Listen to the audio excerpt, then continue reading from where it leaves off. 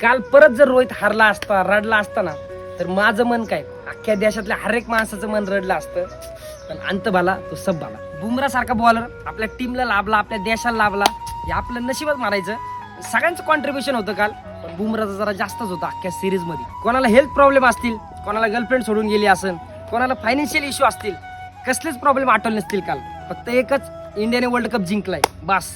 हार्दिक पांड्या, विराट कोहली, रोहित शर्मा, अक्षर पटेल, बुमरा, म्हणजे सगळ्यांनी मन जिंकलं का. साऊथ आफ्रिका टीमचं पण न्यूझीलंड सारखं खूप वाईट वाटते राव. म्हणजे साऊथ आफ्रिका कधीच आतापर्यंत फायनलला आली नव्हती, आणि यावेळेस आली होती तर 95% मॅच हातात होती. पण ते मिलरचा कॅच त्या सूर्यकुमारने घेतल्यावरती, म्हणजे अंपायरने ऑफिशियली आउट द्यायच्या अगोदरच मिलर रडायला लागला होता. म्हणजे एक साईडनी चांगलं पण वाटत होतं की इंडिया जिंकते, पण एक साईडने राव साऊथ आफ्रिकेचं नशीब, हातातली मॅच हारली.